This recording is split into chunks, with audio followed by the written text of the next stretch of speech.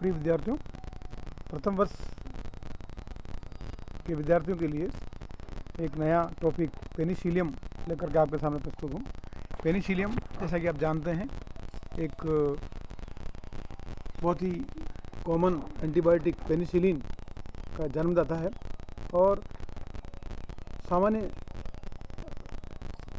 Life के अंदर अगर हम देखें तो जितने भी साइट्रस फ्रूट्स हैं उनके ऊपर एक हानिकारक कवक के रूप में फलों को बिगाड़ने वाला एक ऐसा सदस्य है जिसके ब्लू ग्रीन मोल्ड के नाम से यह जाना जाता है। दूसरा विशेष लक्षण पेनिसिलियम का, जैसा कि हम जानते हैं कि पेनिसिलियम शब्द की उत्पत्ति पेनिसिलस से हुई है और पेनिसिलस का अर्थ होता है झाड़ू। तो इसका जो कोनिडियोफोर होता है वो एक झाड़ू के आकार का होता है जो आपको इस चित्र में दिखाई दे रहा है और इसीलिए पेनिसिलियम को ये नाम प्रदान किया गया। पेनिसिलियम की अगर हम सिस्टमेटिक पोजीशन देखें तो ये प्लांटिंग किंगडम के अंदर क्लासीफाई किया जाता है। Division Mycota, subdivision Eumycotina, class Ascomycetes, subclass Euascomycetes, order Eurotiales, family Eurotiaceae and genus Penicillium. Penicillium is a common fungi genera of which Penicillium notatum and Penicillium chrysogenum are the main species, which are generally treated as the antibiotic penicillin from which it was extracted.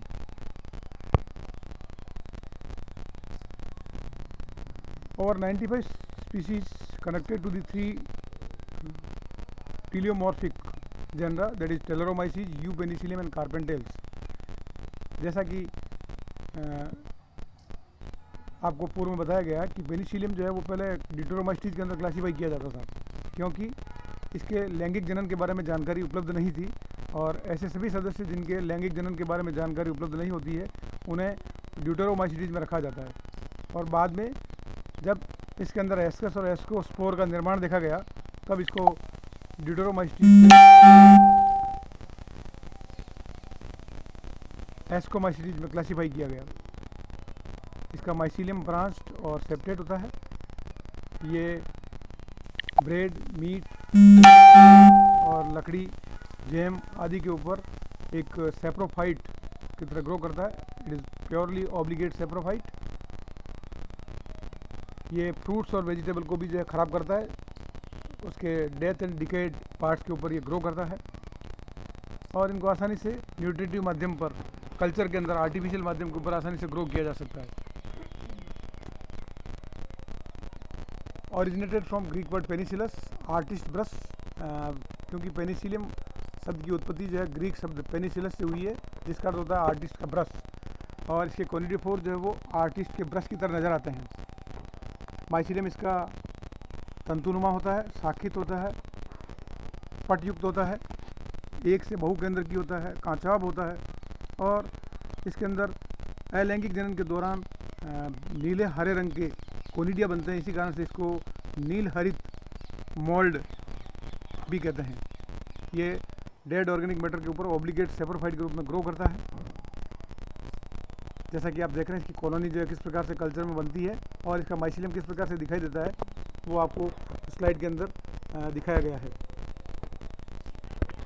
ये mycelium की जो colony है ये आपको culture के अंदर दिखाई देगी और पूरा माइसिलियम इसका अति शाखित और प्रत्येक कोशिका मल्टी न्यूक्लिएटेड यहाँ पर दिखाई गई है और इसके अंदर सेप्टम उपस्थित है। तो ये इसका वेजिटेटिव माइसिलियम किस प्रकार से दिखाई देता है स्लाइड में आपको दिखाया गया है।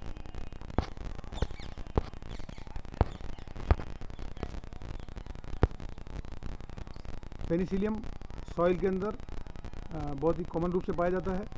इसके कोनिडिया जो है वो हवा के अंदर, जल के अंदर और सॉइल के अंदर पाए जाते हैं। मुख्य रूप से ये नींबू फलों को, जेली को, चीज़ को आदि को ख़राब करने का काम करता है और पेनिसिलिन जैसा एंटीबायोटिक इसके द्वारा इंडस्ट्रियल रूप से भारी मात्रा में बनाया जाता है और एक पहला एंटीबायोटिक था जो कि बनाया गया था, पेनिसिलियम से निकाला गया था पेनिसिलियम रोकफोर्टाई और कैम्बरटाई से बहुत महत्वपूर्ण चीज़ या पनीर का निर्माण भी किया जाता है। अलैंगिक जनन के दौरान पेनिसिलियम के अंदर कोनिडियोफोर्स बनते हैं। कोनिडियोफोर्स सेपरेट होते हैं, ब्रांच्ड होते हैं और इनके ऊपर स्टेरिक मेटा बनते हैं। उन स्टेरिक मेटा को, जिसको हम फेलाइट्स कहते हैं, इनके ऊपर कोनिडिया चेन के अंदर बनते हैं और ये कोनिडियोफोर टिप्स के ऊपर फूले हुए होते हैं और इनके अंदर कोई भी पाद कोशिका नहीं होती है और पूरे फेलाइट्स जो है वो एक ब्रूस लाइक मैनर के अंदर दिखाई देते हैं।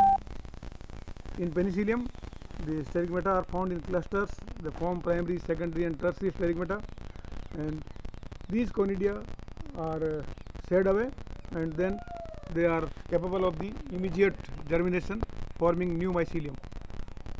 यहाँ पर आपको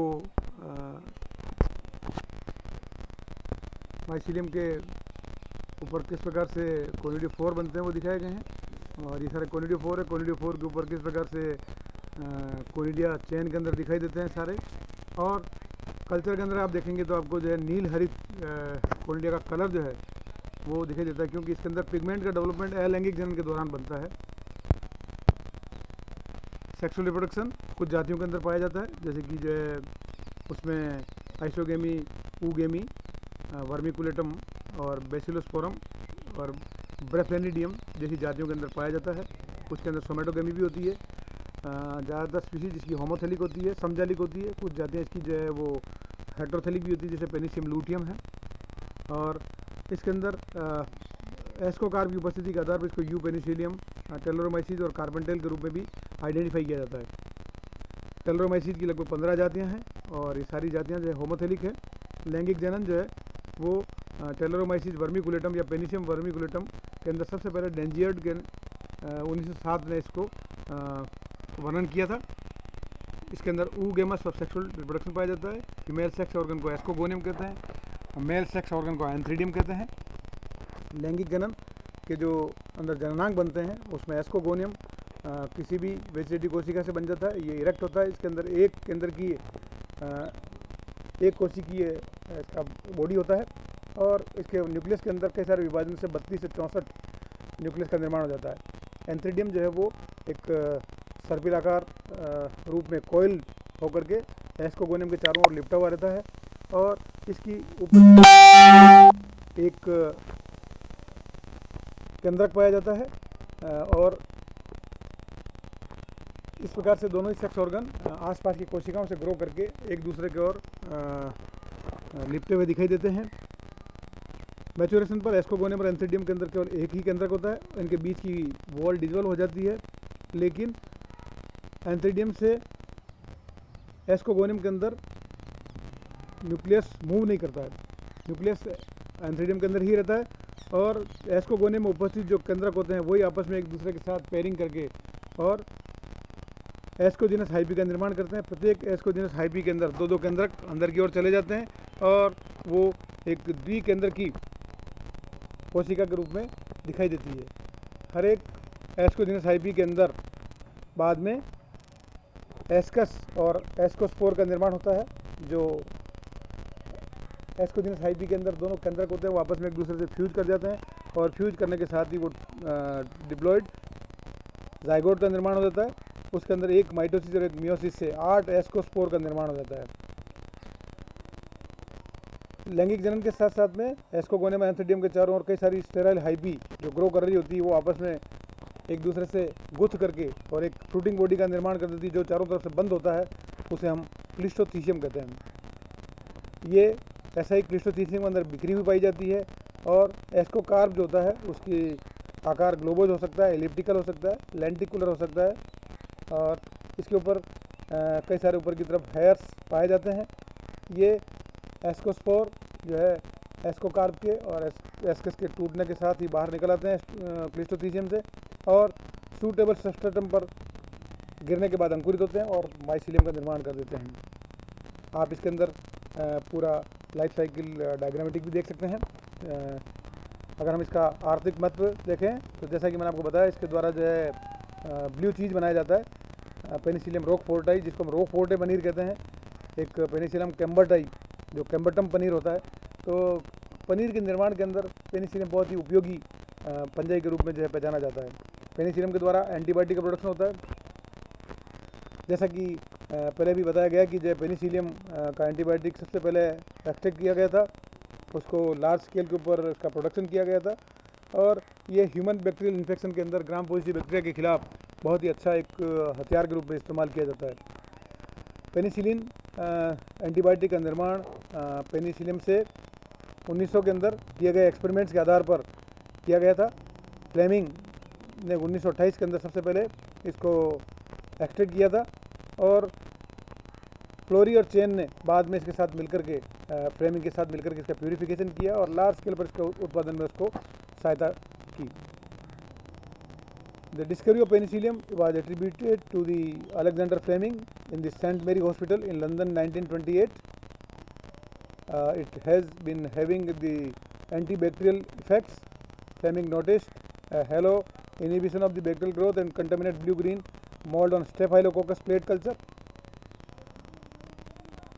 Fleming स्टेफाइलोकोकस बैक्टीरिया के कल्चर के ऊपर कार्य कर रहा था। जब उसने देखा कि जो उस बैक्टीरिया की प्लेट के अंदर कुछ पोर्शन के ऊपर बैक्टीरिया की ग्रोथ जो वो इनिबिट हो रही थी, जब उसने देखा तो उसके अंदर देखा कि उसने कोई तंतुनुमा संरचनाएं जो है वो उस बैक्टीरिया की प्लेट के अंदर ग्रो कर रही थी। जब उसको उसने आइसोलेट करके और जब आइडेंटिफाई किया तो उसे पेनिसिलियम नोटेटम के रूप में वो कवक पाया गया। बाद में जब उसने उसका एक्सट्रैक्ट निकाल करके पूरे बैक्टीरिया की प्लेट को उससे ट्रीट किया तो बैक्टीरिया का कल्चर गायब हो गया। तो इससे पेनिसिलियम के एक एंटीबायोटिक प्रॉपर्टी के बारे में जानकारी पेनिसिलिन के रूप में आगे हमें प्राप्त हुई।